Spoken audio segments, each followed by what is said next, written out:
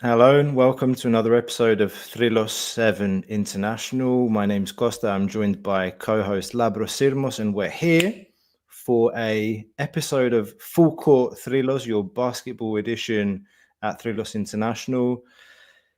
We will talk some basketball tonight, but it feels like, well, not feels like, this night has really been more about what's been happening off the court, both right after the game finished today against Panathinaikos and everything that led up to the game, which we'll get into with Labro, developments unfolding as we speak, even a lot happening post-match. For the record, OLYMPIACOS beating Panathinaikos 91-83 at the Peace and Friendship Stadium to tie the series of the Greek Basketball League Championships 1-1.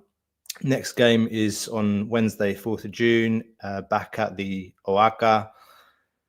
First of all, Labro, it's been a while since you and I have done a show before, no less basketball. I was, looking forward to having an ordinary basketball chat with you today, but it's not going to. It's going to be an extraordinary one today. This show is live as well. Labro, how you doing, man? First reactions. Good. I'm doing good. Honestly, I was looking forward more to talk about the basketball because for me, it was a pretty good game. I know Panathinaikos are really upset with the referees tonight, and I thought the referees were fucking shit for both sides. The foul on Fournier, like the hit on the arm, the and one from McKissic with the one dude just getting out of the way. Like the referees were really bad tonight. But anyway, and I wanted to talk a bit about Tyler Dorsey providing like a spark that it felt like we were missing today. So I guess I will talk a little bit about that. I thought it was a really good game. It was a bit of a game of unsung heroes at some point. Dorsey coming in and giving a spark to the team. Thomas Walkup finding his jump shot again. Like just some things that felt, we turned the clock back like 4 years of Tyler Dorsey and Walkup backcourt playing good basketball, and it was good to watch. And then also from Panathinaikos, it was like retro with Papa Petru nailing threes and like keeping them in the game. It was like, what are we watching right now? So a good game. Kendrick Nunn got into foul trouble, which seems like he does so often in big games, and just but they hung around. Slukas hit some big shots, and then it just it felt like at the point when they realized the game was over, it just like turned into a complete shit show with Ataman, with like everyone losing it, which was just a shame because, these are two of the best 4 teams in Europe this season. And it's really, it's like, I think all Olympiacos fans were worried after game 1 that like, we're dead and buried. We're dead and buried. And the team fought back. Even Dorsey, they interviewed him at halftime, was like a dog, man, like on a mission. He said it's a dogfight. Yeah, and it's a dogfight, and like we have a series here. We're gonna like fight. We're gonna fight to the end. We don't have Goss, who's so important to Bartzokas ball and the team, but like we're gonna fight.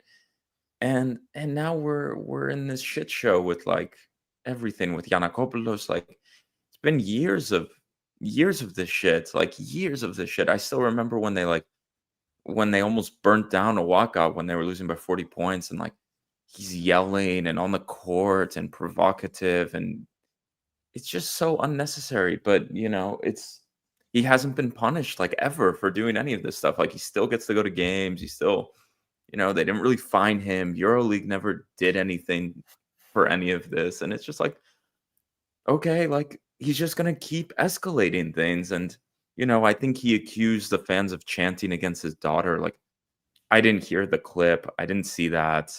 But then he lost it, and he's doing the special Greek hand gesture, I guess we could say.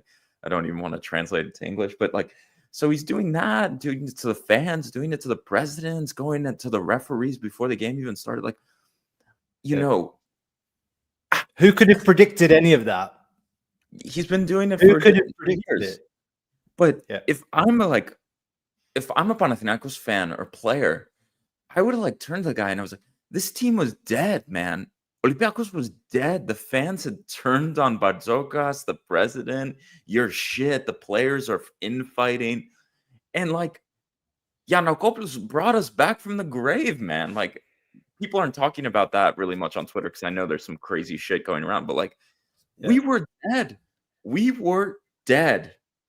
We were dead. And like, he brought the fans back together to supporting Bartzokas, supporting the presidents. Like,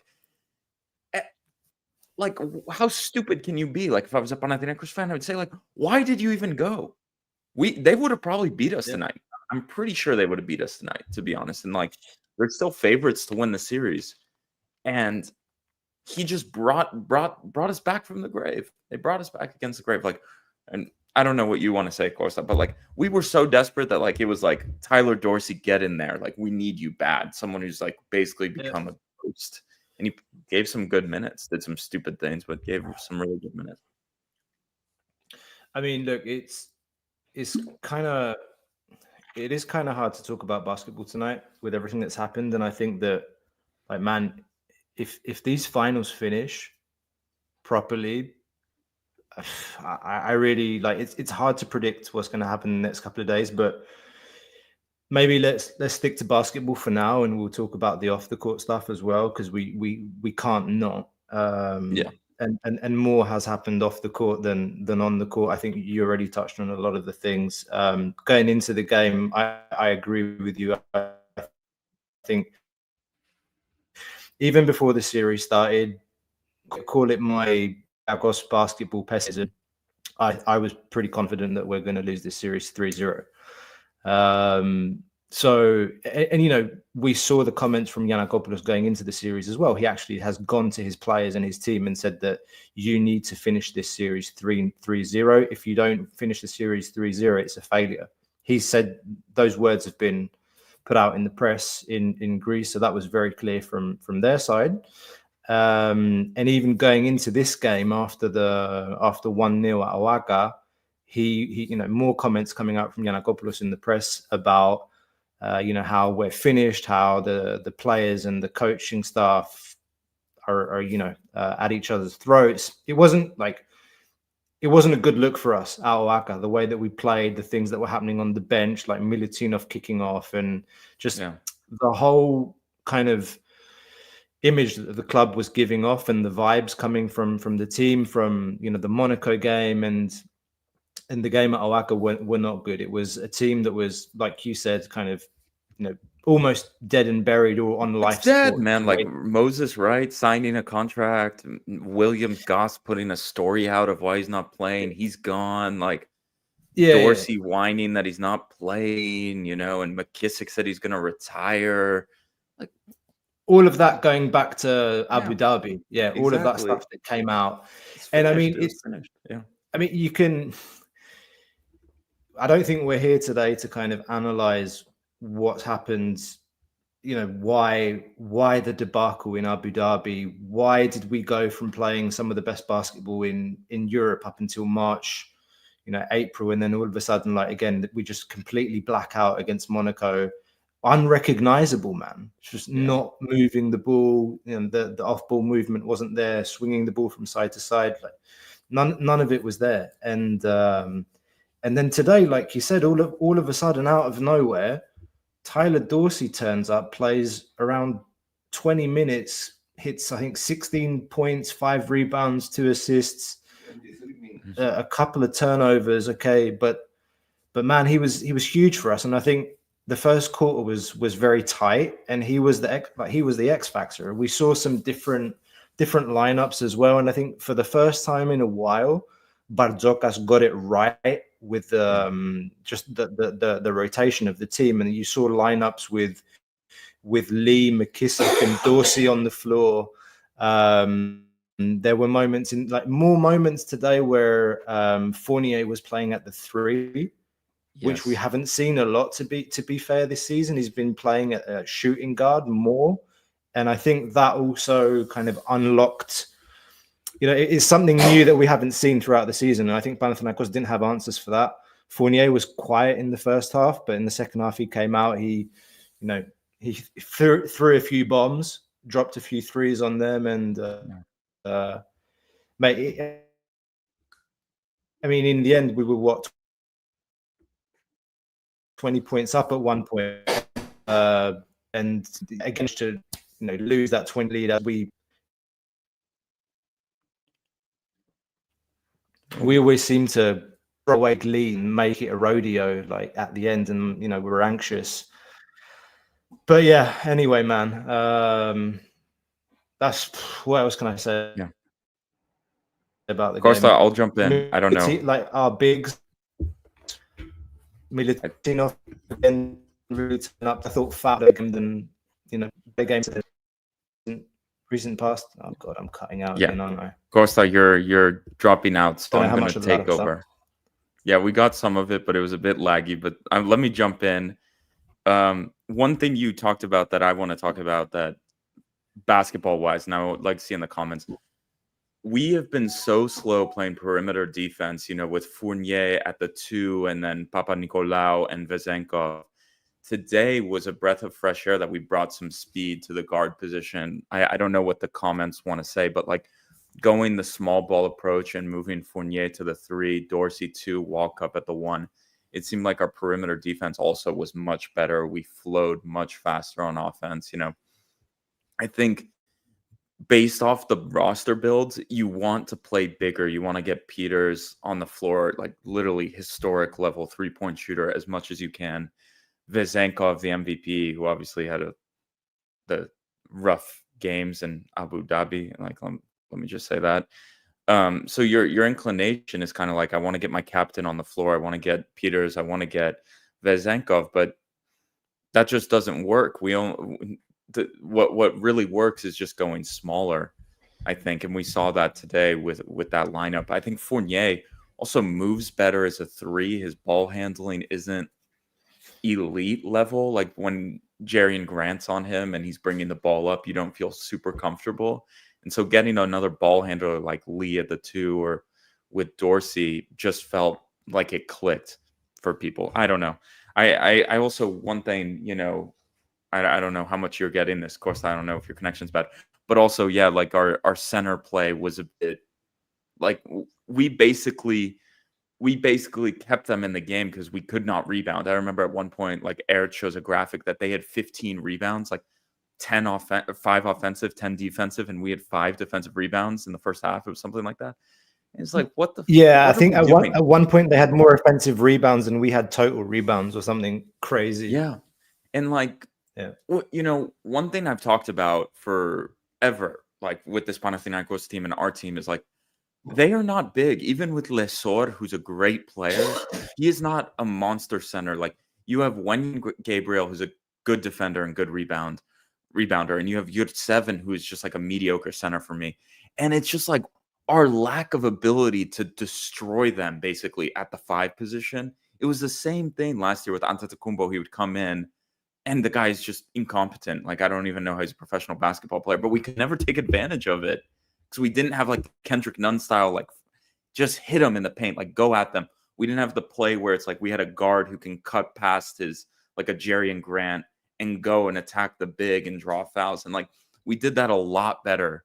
We did a lot better at that today, drawing fouls, attacking their bigs. Their big play is too weak for us to just let them off scotch-free. So like, I think that lineup gave us life. The fans gave us life. And now we're going to see what's happened. I don't know how much you want to talk about the other things, but yeah, big up to Dorsey. Like that's super difficult, not playing almost all season and now coming in, biggest game of the season, providing life.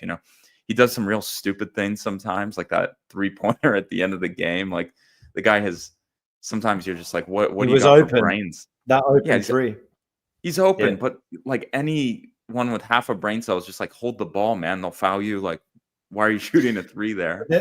Yeah, there was another 3 just before that I think in transition he shot and he missed as well. He missed a couple of 3s at the end.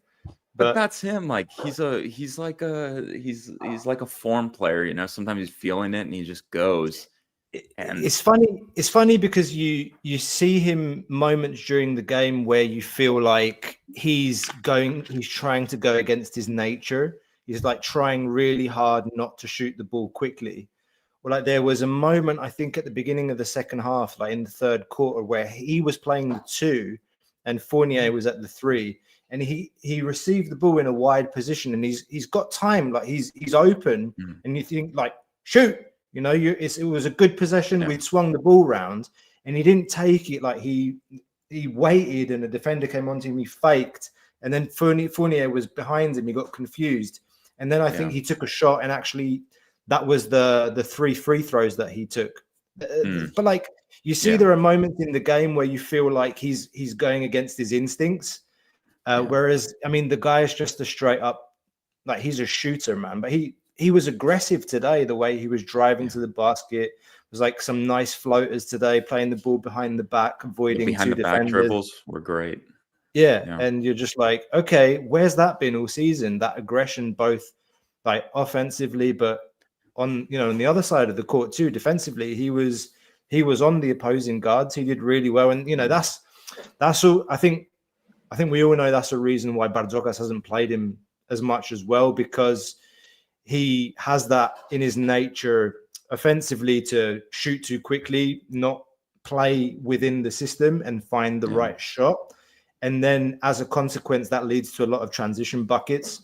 And that's a comment. I think somebody brought that up in the comments and was asking us the questions about how do you explain the defensive breakdowns and the amount of like points in transition that they had, some careless turnovers or just some bad shot selection.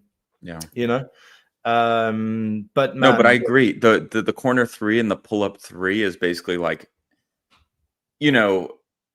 like playing basketball growing up. My coach would like literally have benched me if I did that. Like, it's like one of those things where you're like, you understand why a coach would bench you. Would be like, this guy, like you're in a transition, you pull up for 3. Like, what are you? Or like you get the ball in the corner, milking the clock, end of game. You just hold on to it. The game's over. And you pull up for 3 from the corner. You know what I mean? It's just like, you can see why any coach would just like have a aneurysm watching him play. But we needed the energy, man. We needed the ball movement. And someone also said Saben Lee looked much, the Red Sea podcast, shout out. As a combo guard, yes. Like Saben Lee with the ball in his hands is very mediocre, creating his own shot, but cutting to the basket, kind of getting involved in movements, much better. Like when he's bringing the ball up, you're like, this guy does not have it.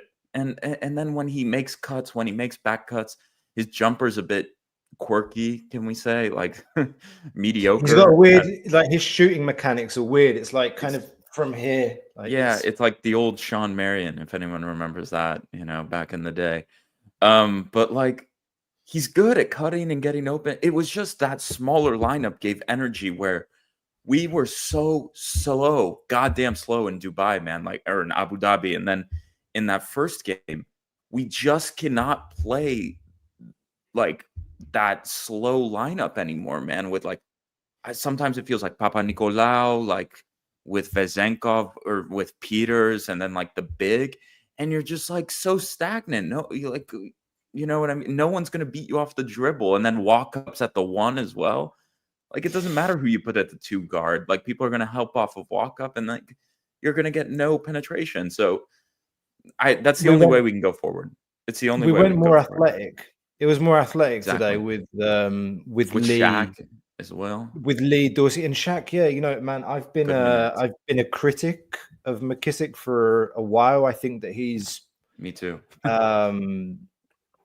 He's just not been the same for going back before March, February. I remember he had a cracking game against Monaco away from home, like in the first half of the regular season, and then just he classically would kind of pick up the ball and put his head down and drive towards the basket and kind of make silly turnovers or give away a foul, an offensive foul. But today, man, he turned up too, man. It was kind of again winding back the clock, the old Shaq McKissic that we've grown to love over the 5-6 seasons that he's been with us, man. And that was nice to see as well. I don't know if he's going to end up retiring at the end of the year, but if he does, well, let's not go there. But yeah. But that's the formula. You're right. Like that lineup, the traditional one that we start with Walkup, Papanikolaou, Vezenkov, Foul, like all on the floor, and Fournier. It's not a great matchup for us when you've got Osman on the other side and Nunn, like Grant absolutely terrorized us in the first game. Yeah. None of those guys really had they didn't have good games today. Papa Pedro kept, you mentioned it earlier, to Papa Pedro kept them in the game. And I was watching it with my dad and I was just like, I cannot believe that Papa Pedro is hitting like I've never seen him make so many 3-pointers. I was like, what the buzzer turning beater. back the clock, man. Like, Mate, what the hell? mate, buzzer beater, Papa Pedro 3-pointer, and he hit 4 out of 5, or was it 4 out of 6 threes? And I was just like, this cannot be happening. Like, it cannot be happening. Like, but yeah, I think that's pretty much all we can say. Yeah. About the I'm game looking today. forward to the next game. If there's a next game, maybe that's what we can go into. But like, I thought that lineup brought us life, and it was kind of like, yeah, this is why like Bartzokas wins so many goddamn games. It's like this basketball, this sort of style, ball movement, speed, defense. This comment too, like we mentioned it. Notice, one of our patrons. Shout out to Notice and any of the other patrons that are watching. If you haven't subscribed or joined our Patreon, you can check out more information by clicking the link in the description below. You come to Patreon, you can get access to more exclusive content and support the channel as well, help us to continue to grow. If you haven't liked as well, guys, hit the like button. It helps to helps with the algorithm. It helps our channel to get broadcasted and sent to more Olympiacos fans around the world. I believe we've gone over 6,600 subscribers on YouTube. I could be wrong, but very grateful for all the love and support that we've been getting, and we continue to grow the channel. This is a new form of content as well for us. We're doing a lot more basketball recently. And also, guys, this is an announcement for anybody that's watching live or watching afterwards. We will start doing a Greek series, so Thrillos International in Greek. Keep your eyes and ears peeled for that coming soon. So that's something we want to offer to our Greek listeners and viewers as well exclusively. That doesn't take away from the English content, of course, just to be clear, but that's something on top that we want to give to the community. Obviously, Greece being part of our pretty much our biggest audience. So yeah. Also, guys, let us know where you're tuning in from. We always like to ask listeners on our lives, where are you watching from? Where are you listening from? We are Thrillos International, after all. Okay, Labro, let's talk about the off the court stuff. Do you want to start, or I don't even know where to? Yeah, I can start. You take it. Yeah, I can start because I think I mentioned already. Okay, everyone's obviously focusing on what's happened today, but this is going back before even today's game and the incidents that happened today with Giannakopoulos calling for Panathinaikos to end us. 3-0. So already there was a lot of fiery comments coming from Giannakopoulos' side going into the series. So then we arrived to today. Giannakopoulos, after the 1-0 at Oaka, said, I'm going to Seth. Okay. Says, I'm going to Seth. And he turns up at the Peace and Friendship Stadium today with a T-shirt with P, Kappa, Pusti και Πρεζάκι. P, Gamma on his shirt. Literally wearing that on his shirt. And on the back it said soon. So the guy's literally taken the chant that most Olympiacos fans sing about him. We all know it. And he's put it on his shirt and he's arrived at the stadium wearing that. Goes into the stadium, and this is what's been told by the press now. Literally walked into the stadium, started flipping fans off, turning around to where the chairmen of Olympiacos, the Aggelopoulos brothers, were sitting in the VIP section and flipping them off. So they were up in the stands. They weren't down in the court. And here's the crazy part. So we didn't even have the tip off, and Ioannou and the commentators of the game were trying to understand what's happening down courtside. And we learning that Giannakopoulos has been asked to leave. And so, okay, he's been asked to leave. We then learned that the public prosecutor, the Greek public prosecutor, like the number one, like let's say legal entity in Greece, was at the stadium courtside. And we then learned that she has asked Giannakopoulos to leave the stadium. Now we get to what's happened, or what we've learned about 20-30 minutes ago from the mouths of the two presidents, the Aggelopoulos brothers. Dimitris Giannakopoulos has gone down courtside and told the GM, Lepeniotis of Olympiacos, he said to tell Yorgos Aggelopoulos that, quote, tell him I'm going to rape his daughter and I'm going to do it in front of him. Words. And then the public prosecutor has officially called for his arrest. So it's not just that the public prosecutor asked him to leave, it's that Dimitris Giannakopoulos, there's an arrest warrant out for Dimitris Giannakopoulos. And in Greece, they have this thing called the aftoforo, which means that if they catch him within 24 hours, they throw him in the cell. Of course, a lot of the time, the 24 hours pass, and that doesn't count anymore, and then it moves to like a legal proceeding. You have to wait for him to be called to court, etc., etc., etc. We know how the courts work, don't work, how the legal system is in Greece. It's not the first time there's been an order out against said individual. I mean, it's crazy, man. Just the whole thing. And then there was the comments from Ataman at the end of the game.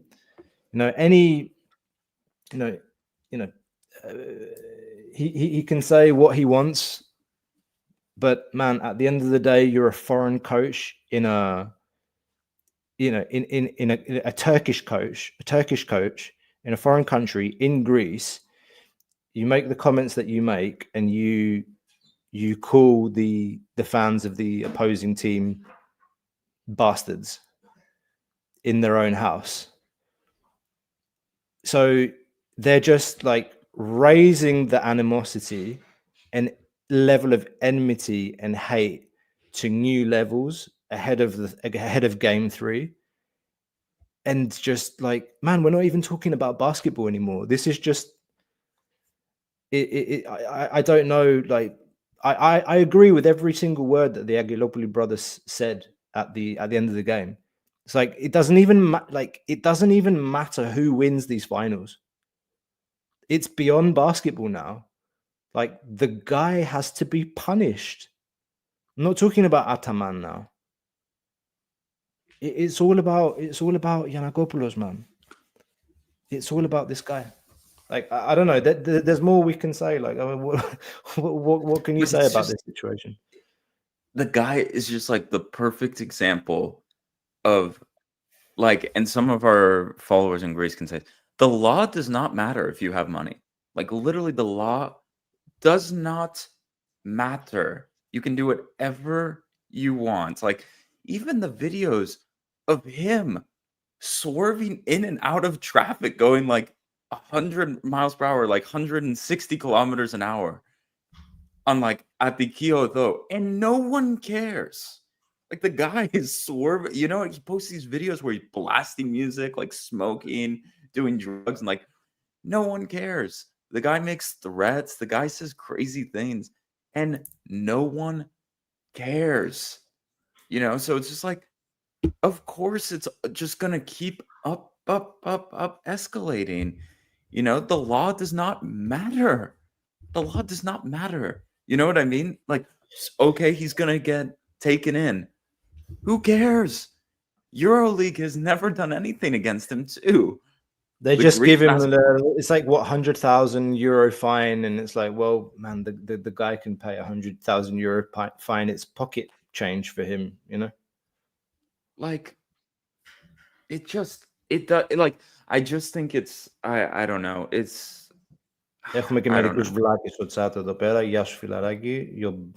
Bye bye to the idiots in the But chat there. I just think like and you know what, like I don't think as Olympiacos fans we can play angels, you know, we don't do anything, but anyone who's been in a Greek stadium, crazy stuff is said, man. Disgusting things. People say crazy things. I've been to Ike games, I've been to Olympiacos games, I've been to national team games. People say terrible things.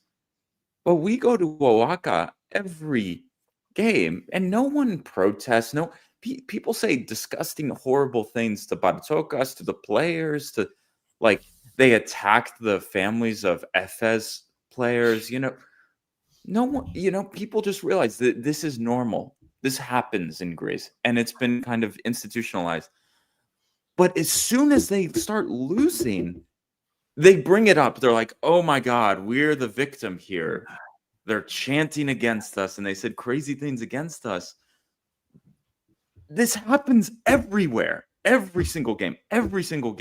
When they win, they don't care. When they lose, it's like Ataman gets 20 technical fouls and like he plays it, you know, perfectly. He takes the pressure off his players. Like it's not about Slukas who choked like a dog tonight and Kendrick Nunn who got in foul trouble and was awful. Like now it's all about Ataman and Giannakopoulos. Like he takes all the pressure off the players who were shit for Panathinaikos tonight. Like Juancho has been mediocre for me most of the season. They were awful in Abu Dhabi, but it doesn't matter. Now it's all about Ataman, and someone said like F Turkey and was mean to me and all these things. They're just making it about something else. And it's exactly what happened last season, and we blew it. And finally, it's just like someone's got to say, you know, there's been all this like, you know, there's always whataboutism. What about this? What about this? This is just insane behavior.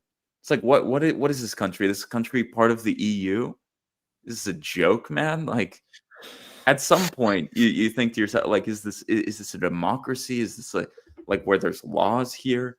The fact he just like the video of him, the story where he's shoving police officers and they're so scared, you know, because they make 800 euros a month, these guys. And this billionaire with his crazy followers is showing them like, this is the cop who's stopping me. And they don't want to arrest him because they're probably fearful for their own lives. Mate, That's the country. That is the country. It's just perfect. He's showing these police officers. He's like, what's your name? Tell me your name.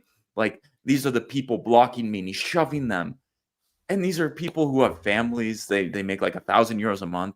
And their life is going to be ruined if he makes it happen. And so they're scared to enforce laws. So, you know, there are videos going around of him running, like literally running away from the stadium. And let's be clear. And the cop goes to block them.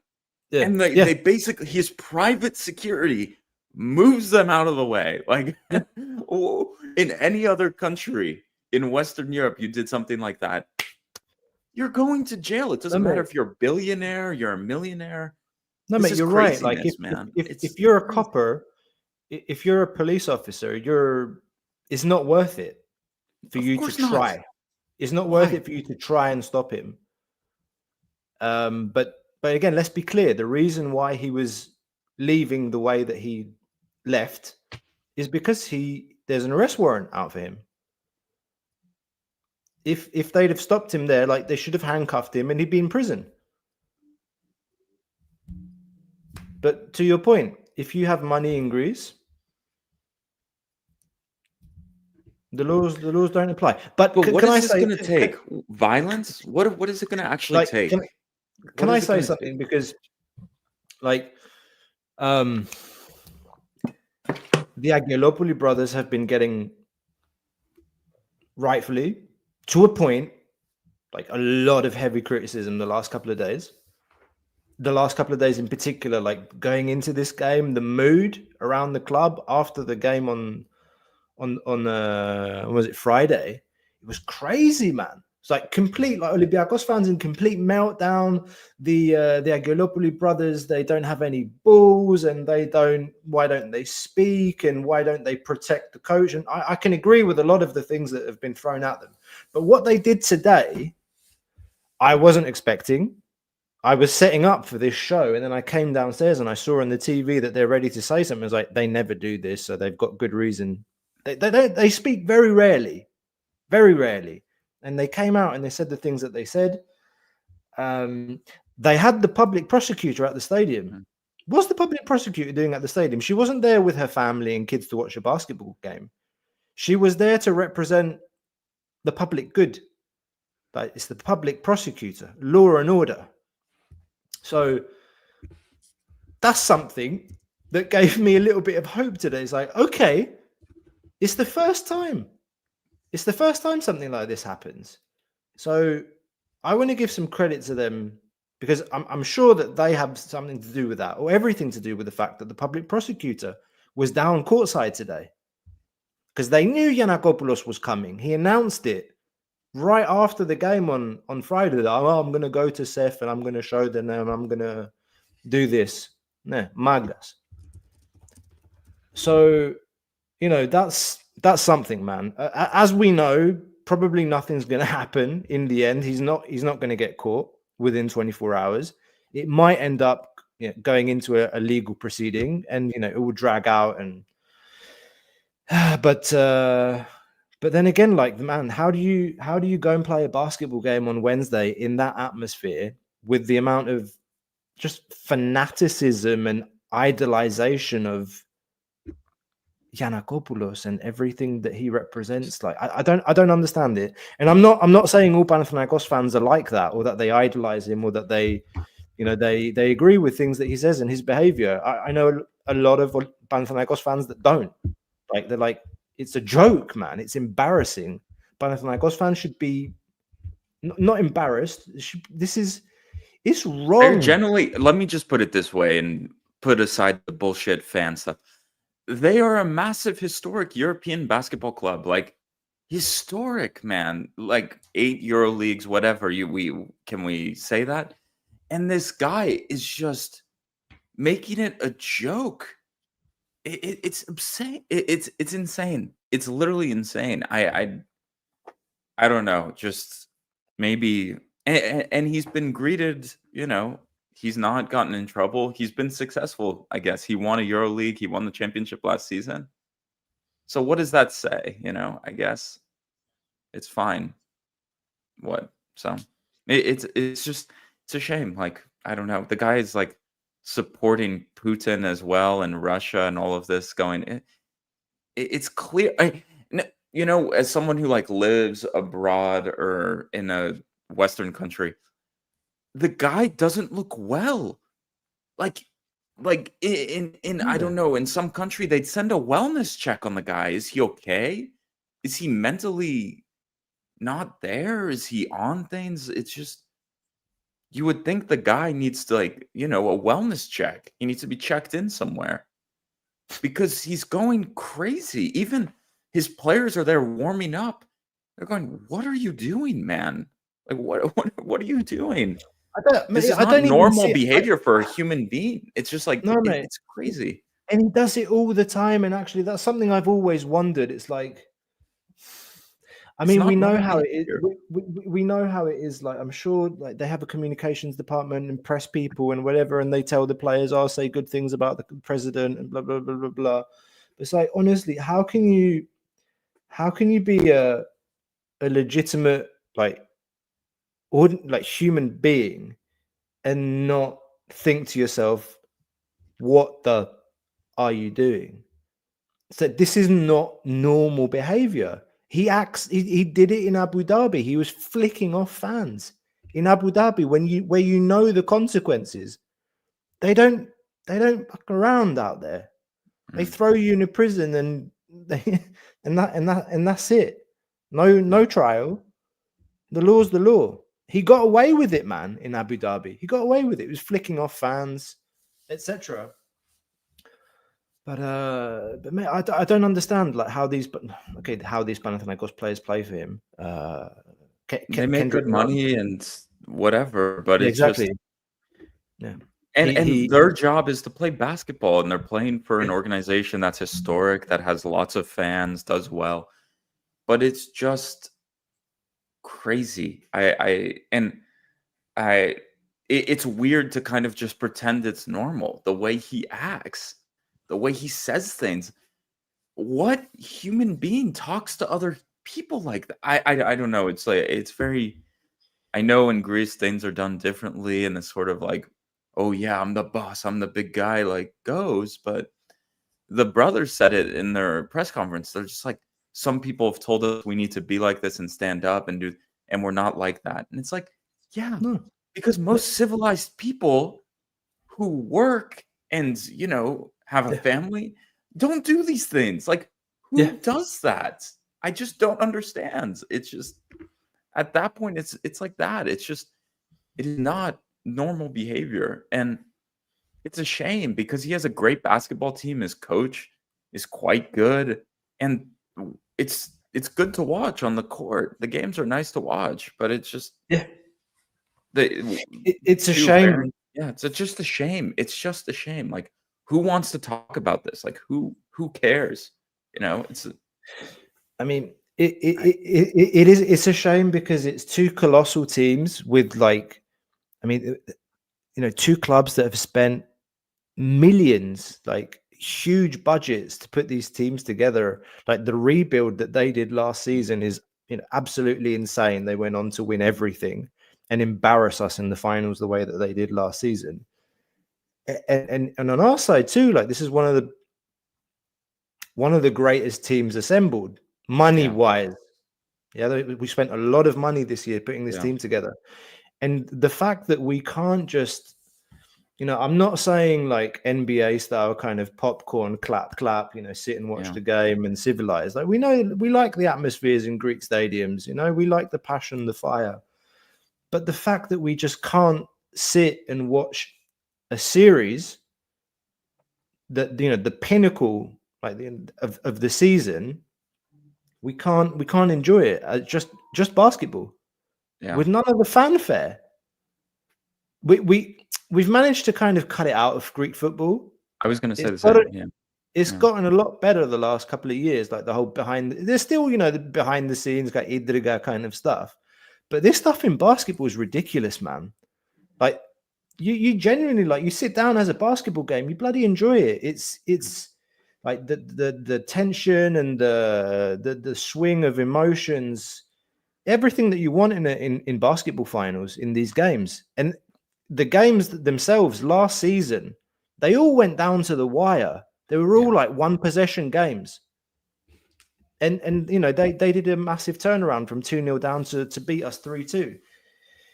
And I just, I think I wish that everybody could, just wish and hope for that, man, that we could watch a series without all the bullshit around it, man. And now, unfortunately, it's not going to be the case. And I do worry. I do worry about what we're going to see on Wednesday. And like Panathinaikos official hasn't responded to what the Aggelopoulos brothers have said, at least for now. I haven't seen anything since we've gone live, but that's coming tomorrow, and all of the media stories and the announcements and the counter announcements, and then the Giannakopoulos making comments to the players, I want you to F them, Aka. The things that we're going to see in the next couple of days leading up to the game on Wednesday. And this is a good like Bartzokas said, and I'll translate. It was a mistake to swear at the family of Mr. Giannakopoulos, but when 20,000 people swear about my mother and Owaka, no one cares. And the thing is, this is like my main thing. As a society, as a Greek people, as like a Greek citizen, we accept that people swear at their mothers, they call them crazy things, and everyone accepts it in a stadium, and everyone accepts it except Panathinaikos when they start losing in basketball. Like, as soon as they start losing, it's like, boom, this is a travesty. How can we do this? it's only when they're losing, man. It's Like predictable, man. It's but predictable. It's completely if predictable. Like before if the game, everything that Giannakopoulos did before the game, predictable. if Ataman's reactions when they were losing, predictable. You could say part of Ataman's reactions post match, predictable. Just everything. Slukas being a clown at the end of the game and showing 4 EuroLeagues and he's won 2 of them with us is like, you idiot. yeah. Like But the all of thing it, is, unfortunately, predictable. if I'm like a Panathinaikos fan and I'm like, yeah, we got to take a stand against this, like, they're swearing at Slukas, they're swearing at our owner's daughter. I would accept it if they took the team and they said, we're done in the first quarter, the second quarter, and they said, we're done. Like they're chanting about the mother, they're chanting about Slukas, like we're taking a stand against fan chants and fan blah, blah, blah. They swore about Coach Ataman being Turkish. But it only happened with a minute left in the game and they were down 10. You know what I mean? It's just like the fan chants can't only happen when you know you're about to lose. Does that make sense, of course? Like, I don't know if that makes sense. Like, you can take a stand, sure, but why do you only take a stand when it looks like you're about to lose the game? It's just... No, it's just there's everyone looking out for themselves, man. It's they're hypocrites. Yeah, It's as simple as that. It's just double standards, and it's whoever has the biggest dick to swing, and whoever has more ins and outs with the media and be able to put their story out. And that's again something that the Giannakopoulos, the Aggelopoulos brother have been accused of, is that they don't have that support network around the team, around the coach. Giannakopoulos and Panathinaikos, they have this whole network, man. When And it what do comes you to think those makes things. it better? Like you bring foreign refs like you do in football? No, it's I don't know, man. Like it's I mean, if you look at football, like they've done that thing where and it applies to basketball too. Like they've cut out the flares and the what is it, the firecrackers, like not allowed in the stadium anymore. And that's to a point. You've gotten rid of some of those, like in those things. They don't happen anymore. Throwing firecrackers into the stands and setting things on fire. But I don't know, man. It's hard. That's I don't know what the answer is to that. How you stop that? It's a cultural problem. As a society, we accept these things, and like that's just the way it is. You have Greek people abroad who live here and say, "Oh, that's just how it is in Greece." How it is over there. And you have people like, I can't get over watching the story, and like the policemen are basically scared to be shown on his story. But mate, do you know what as well really gets me is that I find a lot of Olympiacos fans are reposting, or like recording and like posting Giannakopoulos' rants on Instagram. I'm just like, why? Why are you giving more oxygen to this toxic person? Also, Don't who rants on repost him. Instagram? What are you, like a 14-year-old girl? Like, who does that? Don't repost this stuff. Don't give him more oxygen. Ignore him.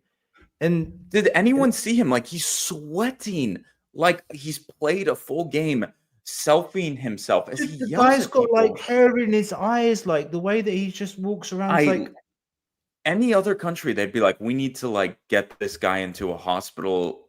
He needs a wellness check. These are not normal things that people do who are like mentally on it. I don't know what to say. Like, what can you say? And it's disappointing because the basketball is quite good. I enjoy the basketball. I think the teams are both evenly matched. Like they had good seasons, but we kind of sputtered into this end of the season. We're a bit weak, they're a bit weak, and it's like we're not at our best, but we're both giving it a go, and it's like disappointing because the basketball is like I enjoy it much more than the NBA. Like the actual basketball is like actually very entertaining, very good, and it's just no one cares. It's like, to your point, because there's the fear of defeat. like defeat for Panathinaikos in this series, it would be an embarrassment to them. More than it would be on our side. Like we've had our season's a failure, right? We didn't win the EuroLeague. It's a failure, and we're the underdog going into this series. Everybody's expecting Panathinaikos to win. I was expecting us to lose this series 3-0. It's 1-1. Very dangerous situation for them right now.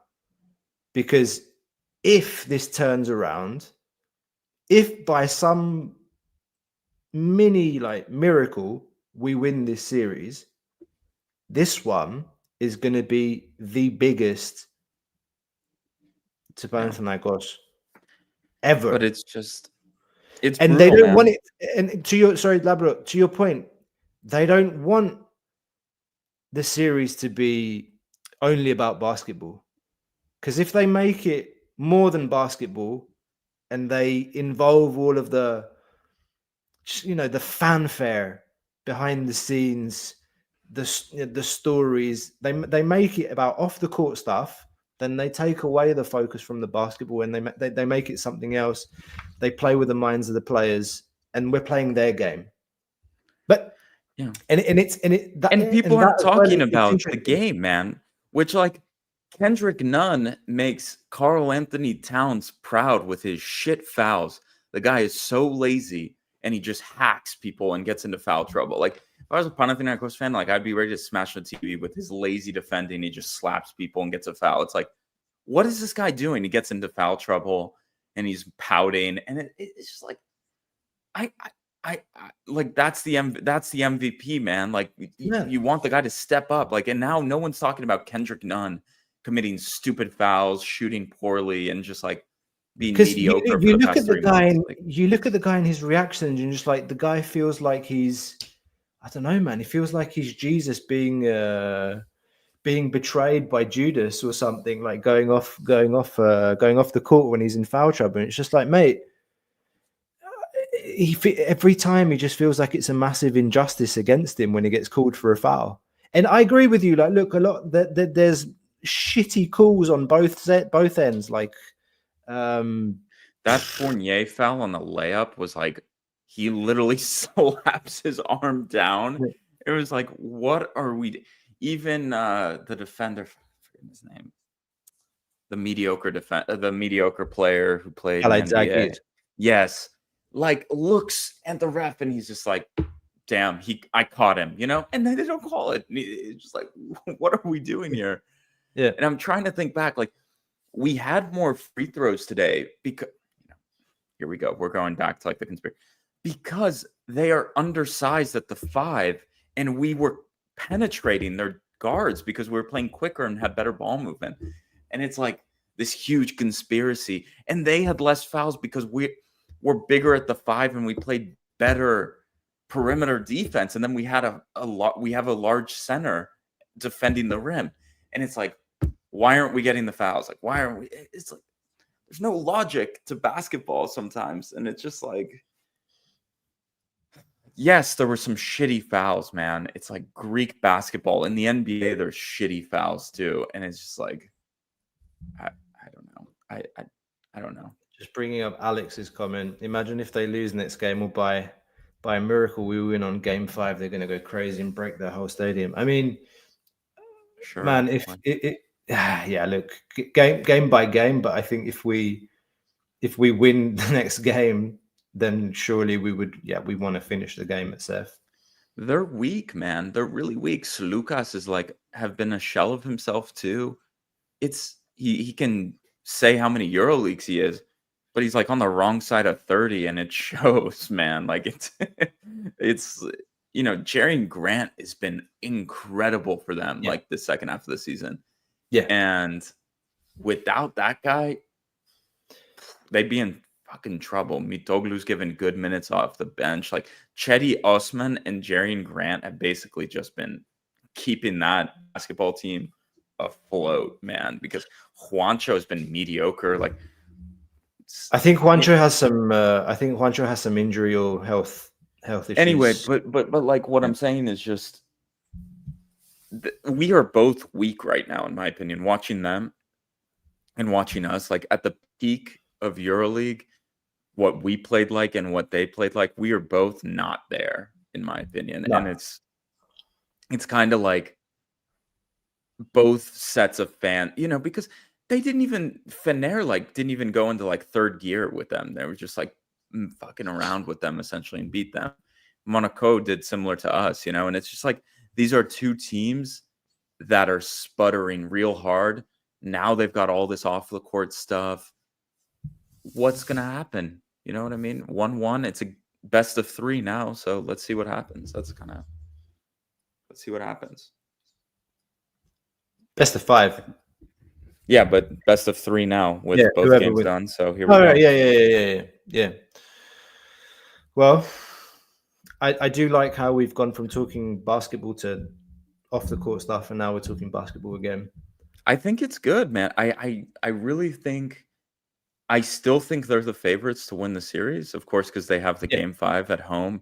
Yeah. And look, what do we have at guard? And they've got Kendrick Nunn, they got Slukas, they have Grant, they have Cedi Osman, like 4 players at guard who can just, great players in my opinion. So you never know. Like Kendrick Nunn shows up and is hot. Like Slukas is good from 3. We're going to be in a tough spot. Can Dorsey continue to give us good minutes? Can Walkup was making 3s tonight. If you're looking at the stats, it's kind of like, can we keep it up? I got to look at the box score a little closer, but me too. I haven't looked at the box score closely after the game. But yeah, man, like I think we found a recipe today that we haven't seen all season, to be frank. Yeah. Like we beat them both times we played them in the EuroLeague. We've lost every single game that we've played against them in Greece except today. I think we've got more Panathinaikos fans coming in again. Okay, yeah, the help of the referees. Okay, whatever. What was I saying? We found the recipe today to making it more difficult for them. And I think, obviously, like Thomas Walkup having a big game helps a great deal. And with him, it's more wanting Walkup to bring what he brings on the defensive end. And then you're not expecting him to score a lot, but today he scored 16 points. Yeah. And mate, his shooting since he's come back from injury is, has been absolutely awful, god awful. Yeah. And every time he puts the ball up, you're just like, oh my god. Today, the second the form looked like he was just shooting. He wasn't thinking about it. Like he's had like this kind of like hesitancy, and then he goes short every time. Like he's been going short for the past few weeks. And this time it was just like, go up, man. Like if you're going to take the jumper, like rise up and take it. And he did it. Like that's, when I remember like Walkup hitting 3-pointers, like open shots, it'd be that stroke, corner 3, like going up, like, he can hit a corner 3, like yes, pretty floaters. well. He can hit those as well. Yeah, but it's really just when he has to think, or like when he gets a little hitch, then it goes off the rails. Like that's when he goes short, like every single time. He played some crazy good passes today. Like after penetrations, there was one. I think he drove into the basket, and then he played like a behind the back, not behind the opponent's back pass to foul that was under the net. And I mean, the guy's got really good court vision. He's got good basketball IQ. He's a good. I do genuinely believe that he's a good floor general. I think that his role over the years, like he's, let's just say it, like he's 4 years older. What was it? He's been with us 3-4 seasons now. Yeah. He's just 3 years older than what he was when he joined, man. And the injury that he has is serious. Like Grigonis has been out all season. I think he has the same injury, lower back.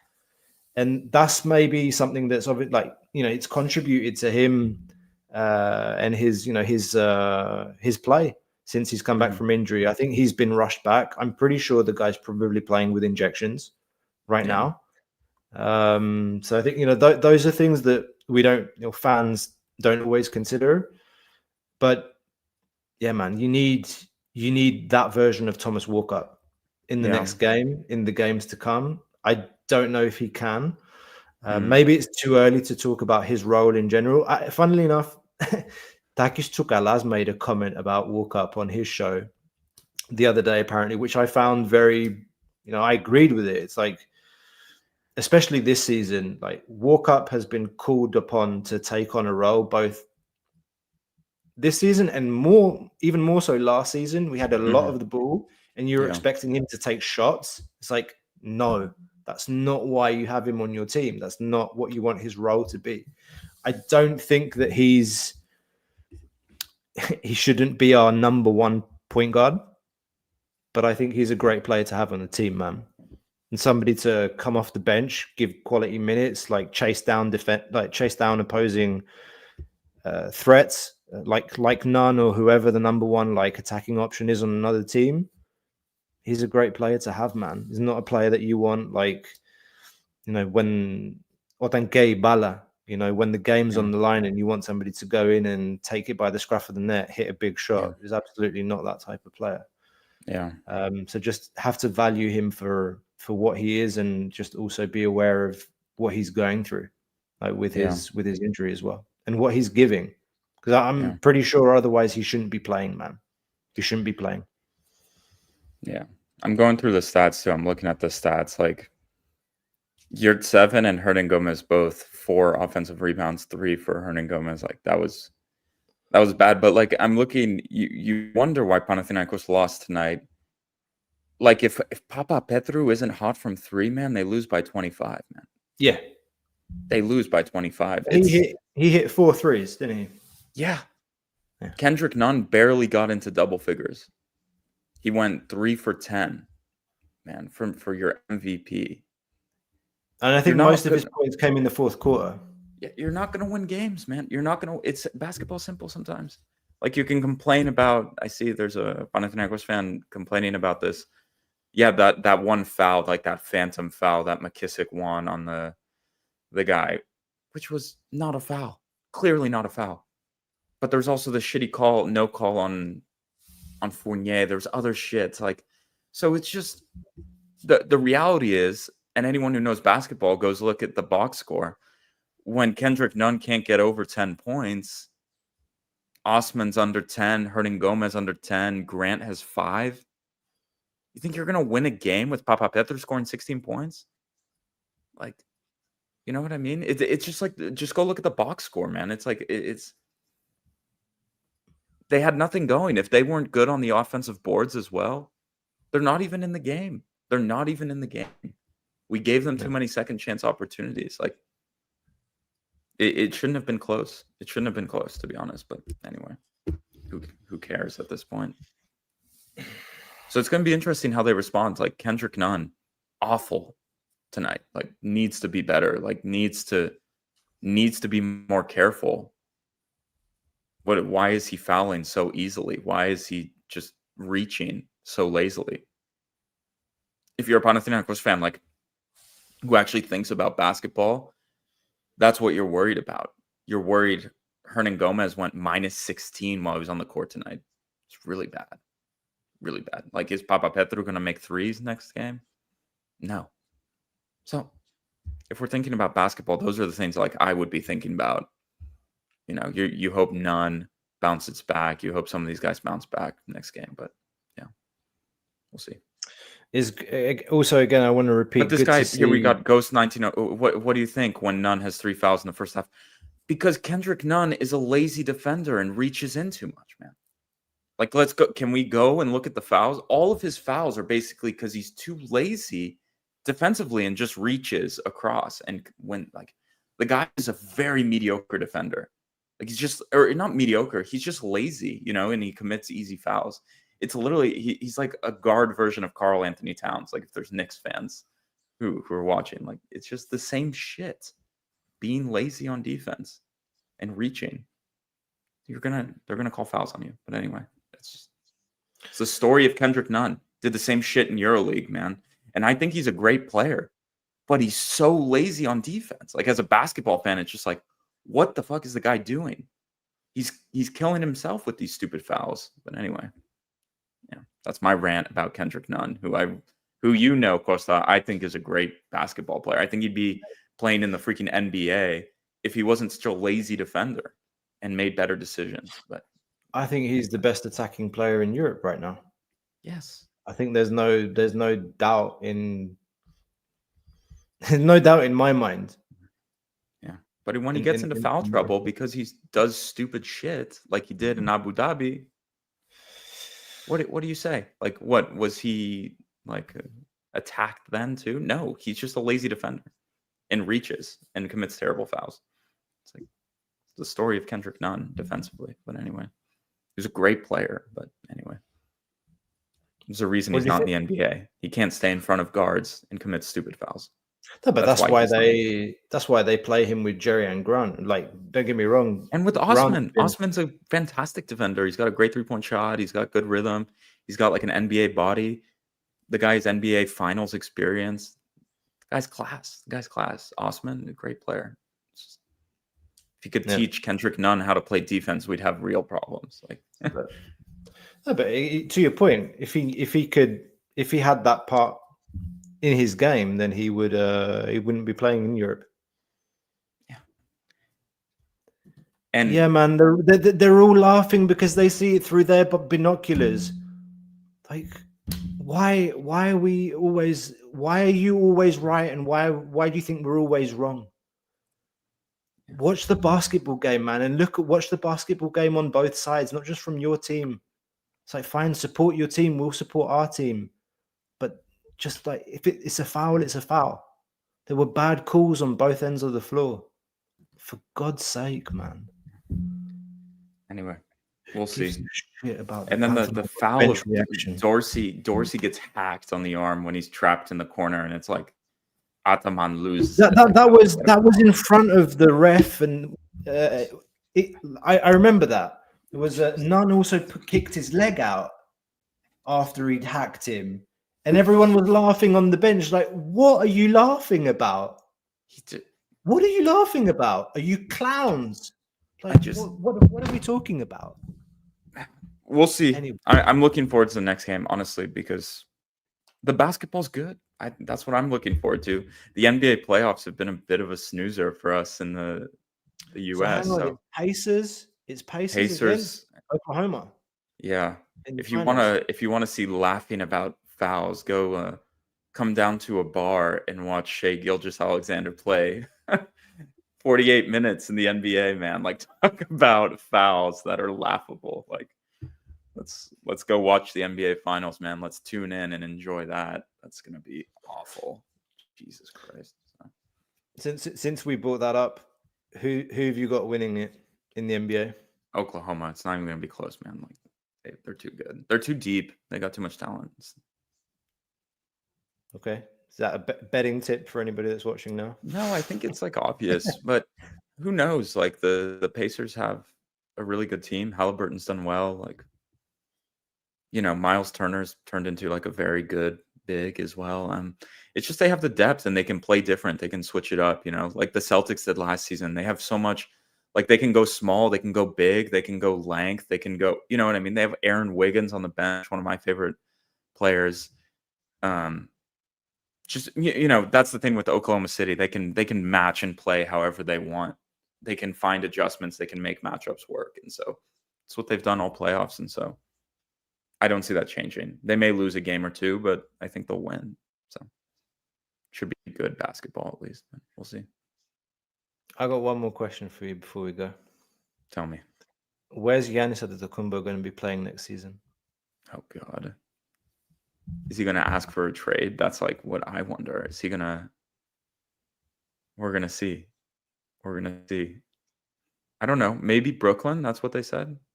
Maybe Houston. Maybe Houston has a package to give for him.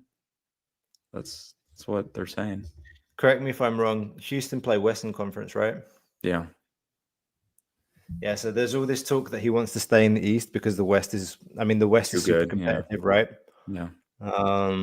But man, I'd love to see him at the Spurs playing with Wemby. But they also have good, like, They do have assets they could They've trade for got him. like a good package that they could offer to Milwaukee. You know what? I said this to my friends in Philly, like, I don't know if I was a GM and Antetokounmpo's been great. He has no history. I am not trading for a 7-footer on the other side of 30. It's like my hot take in basketball. Say that again. Never. A 7-footer on the other side of 30. If you're 30 and above and 7 feet tall, we've seen it already so many times. Like the body, the foot, the knee, boom, boom. Career's done at like 33. And you just How's gave Giannis? over the bag. He's like Giannis 30, how? 31, no, isn't he? Is he? Yeah. Isn't he? Or is he younger? Did I mess that up? The guy is an absolute. He's 30. He turns 31 in December. I mean, mate, the guy's a beast though. Like his physique, like.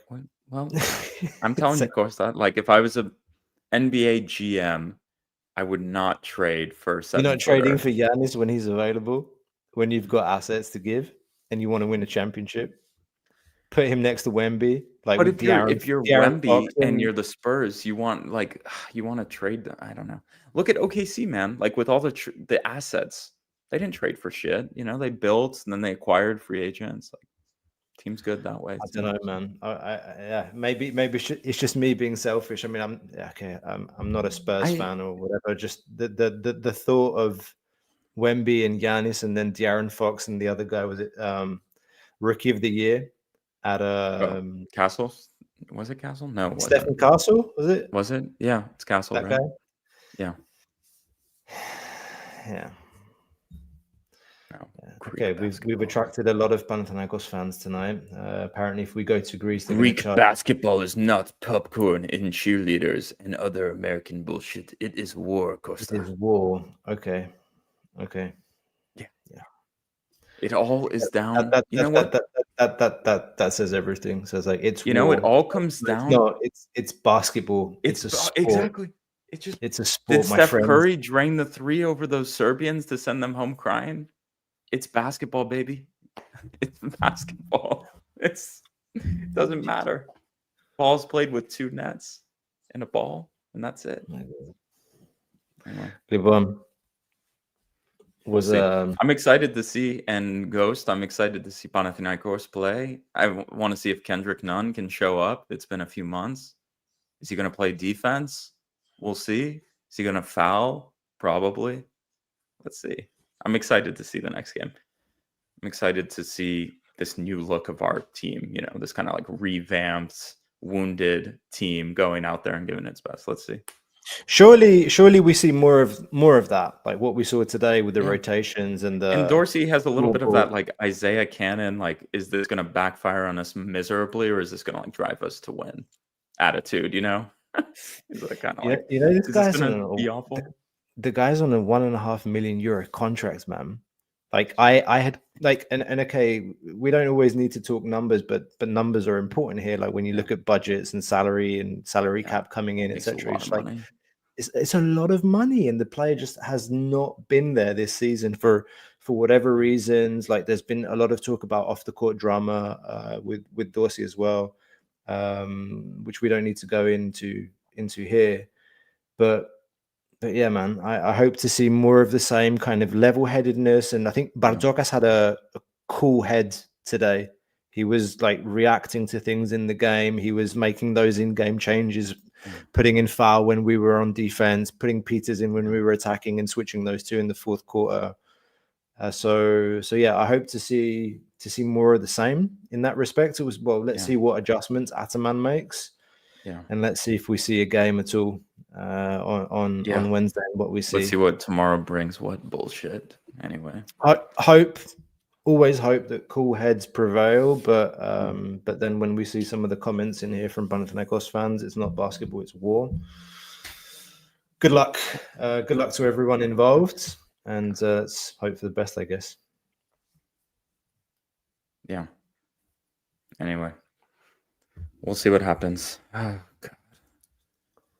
There's more. Yeah, okay. To Mikhail just chiming in, we talked about that, man. Yeah. We talked about what happened off the court. Yes, That's it's just yeah. obviously that's criminal. Like we said it. Giannakopoulos, there's an arrest warrant out for him. Okay. Boom. Do you want to wrap it up? Likes. No, that's it. Like subscribe. I'm looking forward to the rest of the series. Like this is what, it's the two best teams in Greece going at it like on the court, and it wasn't they didn't pull it off today, and we live to fight another day, and Oaxaca is going to be super difficult atmosphere to go in. We got to take a game to win the series. We got to win one game there. It's like, do we have the grit to go there and win? I hope it's next game, but we'll see. Ali.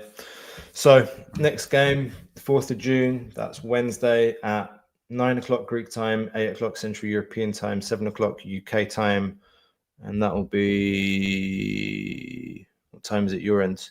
10? No. No, like 2 o'clock. Hang on. 2 in the afternoon, US Eastern Standard Time. Yeah. All right. Well, hope you've enjoyed. Hope you've enjoyed tonight's live. What a disaster! Like and subscribe. Hit the like button. That really helps the channel to grow. Costs you nothing. Means absolutely everything to us in terms of growing Thrilos International. Yeah. Anything else from you? No, I'm just looking forward to watching some basketball. Hopefully, like it's a real chess match. Like this is why I prefer European style basketball more than the NBA at this point. It's more tactical, it's more interesting, and so we'll see the adjustments teams make, because I think Bartzokas kind of surprised them with the Dorsey minutes and the role Lee played. So let's see on Wednesday. I think that's what the players and coaches will be dealing with tomorrow. So let's see. All right. This is Thrilos International, by the fans, for the fans. See you next time, guys.